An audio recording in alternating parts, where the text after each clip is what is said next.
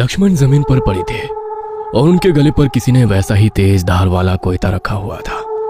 अब धीरे धीरे 8-10 आदिवासी लोगों का झुंड झाड़ियों से निकलकर सामने आ गया। उनके पास पुराने जमाने के हथियार थे, जैसे तीर, कोयता, कुल्हाड़ी। क्रूरता से भरे उन लोगों के चेहरे देखते हुए लक्ष्मण अपने आप को छुड़ाने के लिए छटपटाने लगे। तभी बाईं तरफ से किसी की आवाज आई। किसी ने सच ही कहा है, लातों के भूत बातों से नहीं मानते। लक्ष्मण को बुरी तरह जकड़ रखा था। जमीन पर पड़े ही उन्होंने गर्दन घुमाकर उस आवाज की तरफ देखा। एक अधनंगा इंसान जो उन आदिवासियों के झुंड का मुखिया था, वो उनकी तरफ चला आ रहा था।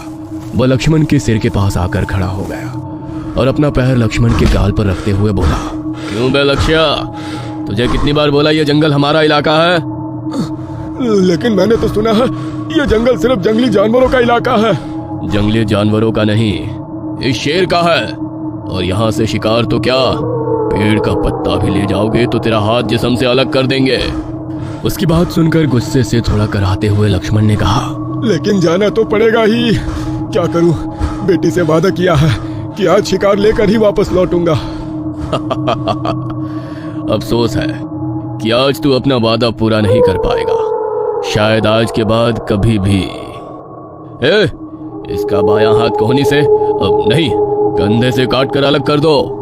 उसके साथी ने लक्ष्मण का हाथ जमीन पर फैलाया, दूसरे ने उनके हाथ के ऊपर पैर रखकर जकड़ लिया। लक्ष्मण छटपटा रहा था, खुद को छुड़ाने की पुरजोर कोशिश कर रहा था, पर उन्होंने उसे बुरी तरह जकड़ रखा था। तभी हाथ में तेज धार वाला कोयता लेकर एक हट्टा कट्टा 6.5 फीट लंबा गुस्सैल चेहरे का आदमी चलता हुआ आगे बढ़ने लगा। उसके हाथ में पकड़े तेज धार वाले कोयते पर पहले ही काफी खून लगा था, जो सूख कर काला पड़ चुका था। जमीन पर पड़े लक्ष्मण की छटपटाहट देखकर मुखिया जोर जोर से हंसने लगा। उसे काफी मजा आ रहा था। उसने कोयता हवा में उठाया ही था कि तभी ऊपर पेड़ पर घात लगाए बैठे काले तेंदुए ने और उनमें जैसे अफरा तफरी हल्ला मच गया। उसके सारे साथी लक्ष्मण को छोड़ अपनी मुखिया को बचाने में लग गए और उस तेंदुए ने मुखिया को बुरी तरह से घायल कर दिया।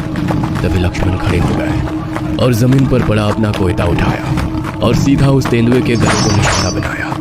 और फिर मुखिया जख्मी हालत में जमीन पर पड़ा लहूलुहान होकर करहा रहा था। तेंदुआ वहीं ढेर हो गया था। उस तेंदुए ने मुखिया का हाथ ही कंधे से उखाड़ दिया था।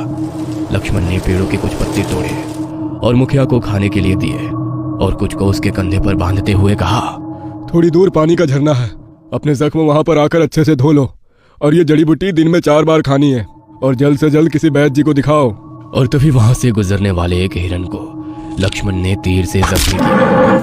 मरे हिरन को अपने कंधे पर लादकर लक्ष्मण ने कहा, देखा, जिसे अपना इलाका समझ रहा था वो इन जंगली जानवरों का इलाका है। तेंदुआ हिरन पर घात लगाए बैठा था, पर तुम बीच में आ गए और जो तेंदुए का शिकार बनने वाला था वो, सच कहूँ तो घुसपैठिए तो हम दोनों हैं जो इनके इलाके में घुसपैठ कर रहे हैं। जाते जाते लक्ष्मण रुके और मुखिया से कहा, खुद को शेर कहने से हम इंसान शेर नहीं बन जाते। शेर तो एक जानवर है जो अपने से कमजोर का शिकार करके अपना पेट भरता है। सच कहूँ तो जानवर बनना आसान है, पर इंसान बने रहना उतना भी मुश्किल नहीं है। लक्ष्मण ने हिरन को कंधे पर लिया और अपने घर के रास्ते आने लगे। वहीं दूसरी तरफ उस दल के लोग अपने जख्मी मुखिया को उनके इलाके में ले जाने लगे। रात हो गई थी। उस छोटी सी कुटिया के एक कोने में जल रहे दिए की पीली धुंधली रोशनी पूरी कुटिया में फैली हुई थी। सफेद मिट्टी की दीवारों पर चूने से कई जगह स्वास्तिक का निशान बना था। बच्चे तो कब के सो गए थे। उसकी नजर विमला पर गई, जो आज कहानी बगैर सुने सो गई थी। उसे देख लक्ष्मण को अपना बचपन याद आ गया। नवरात्रि का त्योहार शुरू हो गया था। एक कोने में देवी माँ की प्रतिमा के सामने दीपक की जलती लौ के ऊपर नजरें गड़ाए अपनी माँ की गोद में सर रखकर जमीन पर लेटे हुए लक्ष्मण ने पूछा, माँ, राक्षस इतने खूंखार होते थे? हाँ बेटा, बहुत खूंखार, निर्दयता से भरे, क्रूर, जिन्हें बेगुनाह मासूम लोगों को बेरहमी से मारना, उनका रक्त पीने में उन्हें आनंद मिलता। मासूम लोगों को मारते वक्त उनको रोता बिलखता देखकर वे जोर जोर से हंसने लगते। अच्छा हुआ सब राक्षस धरती से चले गए। तुम्हें किसने कहा कि सारे राक्षस धरती छोड़कर चले गए? फिर कहाँ है, बोलो ना माँ। तभी पीठ पर लगे जख्म पर कपड़े में लिपटी गर्मी ईंट को रखते ही लक्ष्मण यादों से बाहर निकले। कोने में जल रहे चूल्हे की आग अभी भी धधक रही थी। लक्ष्मण की पत्नी ने चूल्हे पर गर्म की गई ईंट को एक कपड़े से लपेट लिया और लक्ष्मण के जख्म को सेकने लगी। क्या जरूरत थी उनके इलाके में जाने की? अगर आपको कुछ हो जाता तो हमारा क्या होता? लक्ष्मण के पास कोई जवाब नहीं था, बस उन्हें अपने परिवार का पेट भरना था किसी भी कीमत पर। विमला सो गई? हाँ, आपसे कहानी सुनने के लिए बैठी थी, राह देखते देखते सो गई। तभी कुटिया का बांस की लकड़ी से बना दरवाजा खिसकने की आवाज आई। उनका सबसे छोटा भाई रंगा अंदर आया और दीवार से सटकर बैठते हुए बोला, वो दंगड़ू संदेश लेकर आया था, ताई को लड़की हुई है। ये सुनकर लक्ष्मण का चेहरा खुशी से खिल गया। अरे वाह, यह तो बड़ी खुशी की बात है। हाँ भैया, इतवार को बेटी का नाम रखने के लिए हम सबको बुलाया है। ठीक है, बच्ची के लिए कपड़े और कुछ चांदी का गहना ले आना। मैं पाटिल जी से बात करूंगा, हम उनके खेत सींचते हैं तो वे कुछ पैसे दे देंगे। पहली बेटी के लिए कुछ नहीं ले सके थे। और हाँ, इतवार को तड़के सुबह ही निकलेंगे, रात वहीं ठहर कर सुबह वापसी करेंगे। अपने बड़े भाई के जख्मों की तरफ देखकर वो बोला, भैया हम 4 भाई हैं, फिर भी आप अकेले शिकार पर जाने की जोखिम क्यों उठाते हैं? अरे ऐसी बात नहीं है। आज के बाद आप अकेले कहीं नहीं जाएंगे और ना हम आपको जाने देंगे। इतवार का दिन पूरे घर में चहल पहल थी। छोटे बच्चे नए कपड़े पहनकर तैयार हो रहे थे तो एक तरफ घर की औरतें भी तैयारी में लगी थीं। अभी सूरज निकल ही रहा था और 12 से 15 मील का सफर उन्हें पैदल तय करना था। सब जाने के लिए निकले। 4 शादीशुदा भाई, उनकी 4 पत्नियां और बड़े भाई के 3 बच्चे, 10 साल का लड़का, उससे छोटी 8 साल की बेटी और 5 साल की एक और बेटी, दूसरे भाई के 2 छोटे लड़के। इस तरह 13 लोगों का कारवां जंगल के रास्ते अपने बहन को मिलने निकला। औरतों ने सिर पर लकड़ी की कुछ टोकरियां ली थी। गांव की हद खत्म होते ही सामने एक संकरी सड़क पर से गांव के बुजुर्ग पुजारी आते नजर आए। पुजारी जी सामने आते ही लक्ष्मण ने झुककर उनके पैर छुए और हाथ जोड़कर कहा, राम राम बाबा। राम राम। अरे लक्ष्या, इतनी सुबह कहाँ जा रहे हो? जी, छोटी बहन को बेटी हुई है, आज नाम रखने की रस्म है, आशीर्वाद दीजिए। अरे वाह, ये तो अच्छी बात है। माँ बेटी को मेरा आशीर्वाद बोलना। और एक बात, शाम होते होते अमावस शुरू होगी, कुछ अच्छे संकेत नहीं है। बस औरतों और बच्चों का ख्याल रखना, खासकर अगर कोई औरत पेट से है तो उसका ज्यादा ध्यान रखना। जी बाबा। कहकर सब सफर के लिए निकले। सबसे आगे बड़े भाई लक्ष्मण, फिर सारे बच्चे, उनके पीछे औरतें और सबसे आखिर में तीनों भाई। हर भाई की कमर को चमड़े की बेल्ट में लगा 3.5 फीट लंबा कोयता, साथ ही हाथ में एक लकड़ी का डंडा।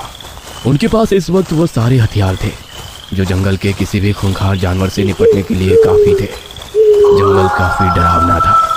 चारों तरफ घनी झाड़ियां, पेड़ों के तने में लकड़ियों के बीच बसे कीड़ों की किर किर आवाज लगातार आ रही थी। एक ऊंचे पेड़ की कोहनी के बीच बैठा उल्लू अपनी बड़ी बड़ी आंखों से नीचे से गुजरते उन मुसाफिरों को देख रहा था।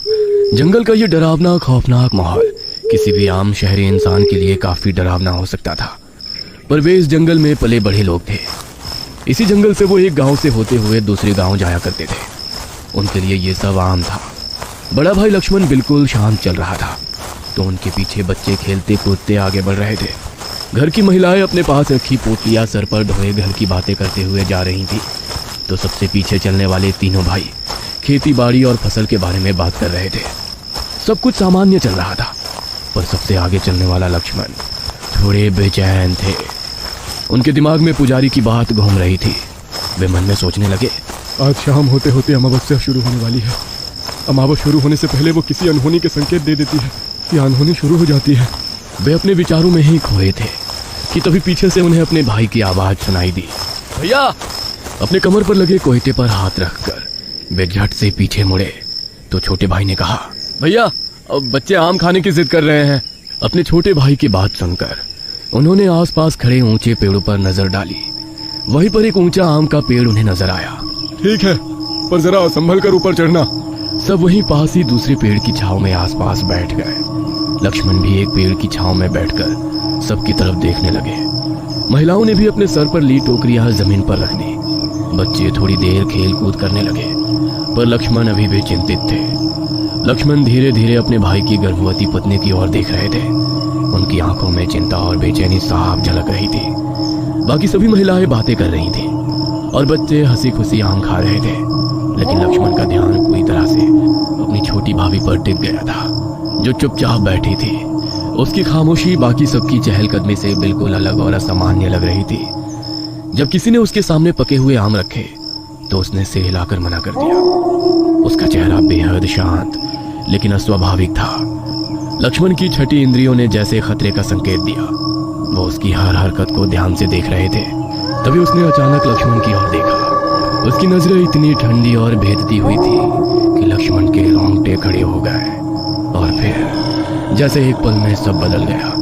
उसके चेहरे पर एक अजीब भयावह परिवर्तन होने लगा। उसकी त्वचा पहले पीली पड़ी और फिर गहरे काले रंग में बदल गई। बाल जो अब तक बंधे हुए थे एकदम बिखर कर उसके कंधों पर लटकने लगे। उसकी आंखें बड़ी लाल और डरावनी हो गई, जैसे उनमें आग जल रही हो। उसके होठों पर एक अजीब सी कुटिल मुस्कान आई और वो हंसने लगी, एक कर्कश भयानक हंसी जो हर किसी के दिल में डर का संचार कर दे। लक्ष्मण को लगा जैसे उनकी सांस रुक गई हो। वह डर के मारे अपनी जगह से हिल भी नहीं सके। उसने धीरे धीरे खड़े होकर लक्ष्मण की ओर देखा।